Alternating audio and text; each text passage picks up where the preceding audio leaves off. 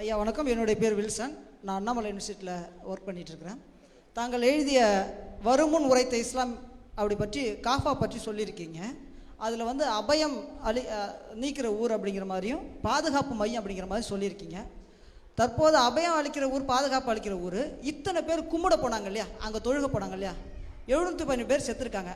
அந்த அபயம் அளிக்கிற அல்லாஹ் வந்து ஏன் அத்தனை பேருக்கு உயிர் பாதுகாப்பு கொடுக்கல? அது எங்கே போனார் அந்த அல்லாங்கிறவர்? இதுக்கு பதில் சொல்லணும்.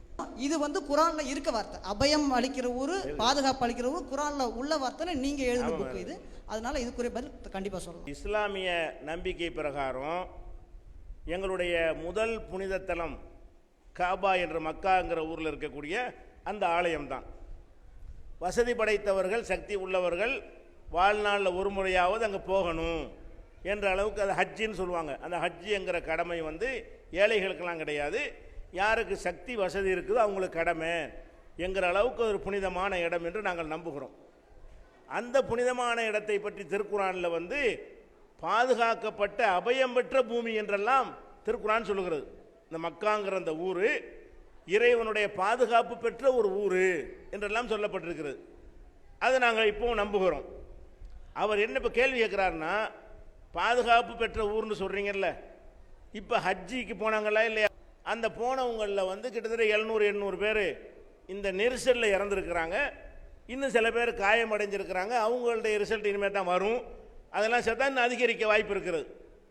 அதற்கு ஒரு வாரத்துக்கு முன்னாடி இந்த கிரேன் விழுந்து அதில் 100க்கும் மேற்பட்டவர் நினைஞ்சாங்க, இறந்து போனாங்க. இருமுறை இந்த ஆண்டு விபத்தும் நெரிசலும் ஏற்பட்டிருக்கிறது. இந்த ஆண்டாண்டு 1000க்கு மேலே வந்து முஸ்லீம்கள் வந்து இறந்துருக்கிறாங்க.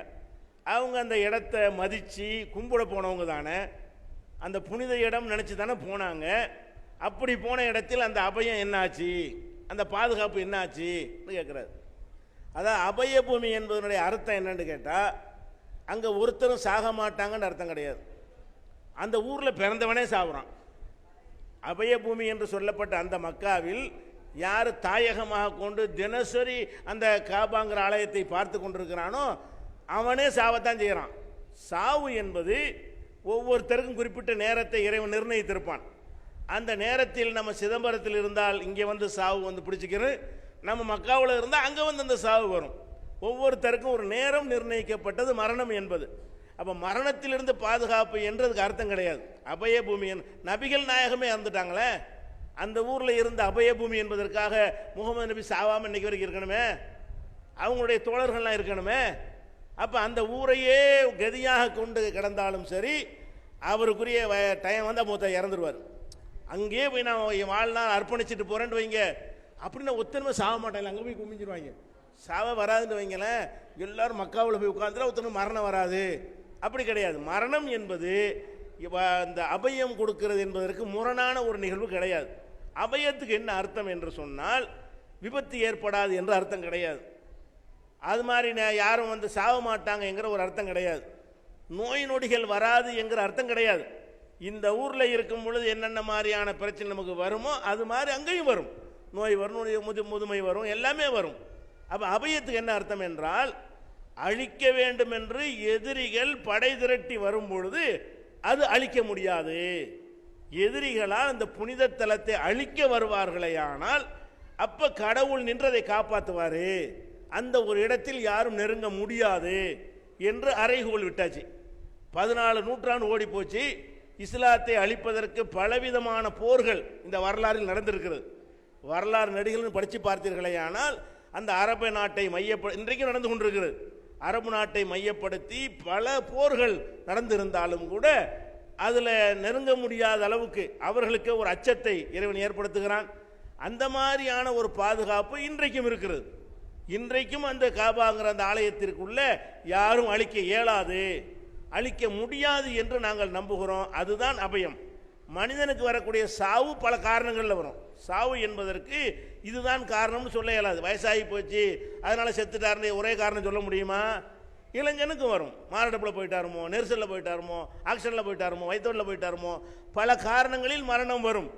அந்த மாதிரியான ஒரு மரணம் இப்போ ஏற்பட்டிருக்கு. இது ஒரு மேற்றே கிடையாது. இன்னும் சொல்ல போனால், எங்கள் மக்கள் இங்கே ஹஜ்ஜுக்கு போகிறாங்கல்ல, ஹஜ்ஜு பயணத்துக்கு வீடாக போய் விடை சொல்லிட்டு போவாங்க. திரும்பி வர்ற சந்தேகம், நாங்கள் போகிற மரணத்தை எதிர்பார்த்து தான் போகிறாங்க. போகும்போது என்ன செய்கிறாங்க, அந்த காலத்தில் நடந்தே போவாங்க, வாகனங்கள் இல்லாத காலத்தில். எப்போ ஏற்பட்ட அந்த வழக்கம் மரணத்திற்குரிய பயணமாகவே சொல்லிட்டு போவாங்க. போகிறோம், பிரார்த்தனை பண்ணுங்க, தப்பு செஞ்சால் மன்னிச்சுக்கிறங்க, நாங்கள் ஹஜ்ஜிக்கு போகிறோம் வாங்க, திரும்பி வந்தால் தான் உண்டு அப்படிங்கிற எண்ணத்தில் போனதுனால தான் நாங்கள் யாரும் கூப்பாடே போடலை.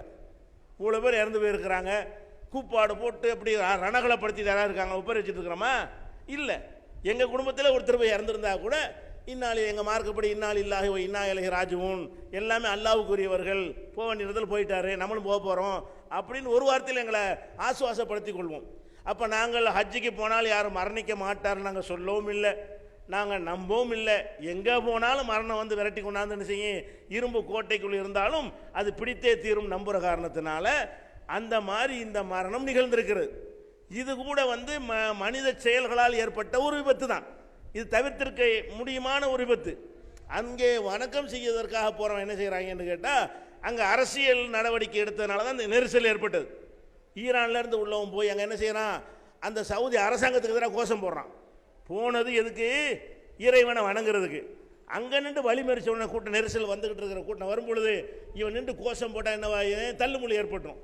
தள்ளுமுள்ள வந்து 30 லட்சம் பேர் கூடுறாங்க, ஒருத்தர் 2 பேர் இல்லை, 30 லட்சம் பேர் கூடுகிற ஒரு இடத்துல ஒருத்தன் இடறி விழுந்தால் போதும், அவன் மேலே அப்படி போயிடும். கொஞ்சம் தள்ளிக்கிட்டே வேறு இருப்பாங்கல்ல. 30 லட்சம் பேர் மூவ் ஆகிட்டு இருக்கிறாங்க, நின்றுட்டு இருக்கிறதுல 30 லட்சம் பேர் மூவ் ஆகி கொண்டே நகன்று வந்து கொண்டிருக்கும் பொழுது 2 பேர் விழுந்தாண்டு வைங்க, பின்னாடி வர்றவன் அவன் கண்ட்ரோலில் இருக்க மாட்டான், அவன் தள்ளுவான். இவன் இடறி விட்டு கீழே விழுந்தவனால இடறப்பட்டு அவன் விழுவான். இப்படியாக ஒருத்த மேலே 50 பேர் விழுந்தா என்ன ஆகும்? இப்படித்தான் இந்த மரணம் ஏற்படுகிறது. இந்த கூட்டங்களில் இது மாதிரியாக ஏற்படுவதை தவிர்க்க இயலாது. அவங்களும் எத்தனையோ ஏற்பாடுகள்லாம் செய்கிறார்கள். இப்படி நெரிசலாக போகாதீங்க, கூட்டம் கூட சாயந்தரத்துக்குள்ளே போய் அந்த அந்த சடங்கை செய்யுங்க, ராத்திரி கூட செய்யலாம் என்றெல்லாம் மார்க்க சட்டத்தை சொன்னால் கூட விளங்காத காரணத்தினால் இந்த மரணத்தை அவங்க என்ன செய்கிறாங்க, தேர்ந்தெடுத்து கொண்டார்கள். முறைப்படி அதை இஸ்லாம் சொல்கிறபடி கண்ட்ரோலாக இருந்திருந்தார்களே ஆனால் அவ்வளோ நெரிசலில் போய் சாவணும்னு எங்கள் மார்க்கத்தில் சொல்லலை. நெரிசலாக இருந்தால் அப்புறம் செஞ்சுக்க அப்படிங்கிற ஒரு அறிவு அவங்களுக்கு இல்லை. சவுதி அரசாங்கத்தில் விளக்குறார்கள், நாங்கள் விளக்குறோம், கிளாஸ் நடத்தி அனுப்புகிறோம். இருந்தாலும் ஆர்வ கோளாறில் போய் இந்த மாதிரி என்ன செய்கிறாங்க, செஞ்சுக்கிறாங்க. அது ஒரு விஷயம். மேட்ரு என்னவென்று கேட்டால், காபா என்பது அபய பூமி தான் இன்னைக்கு வரைக்கும்.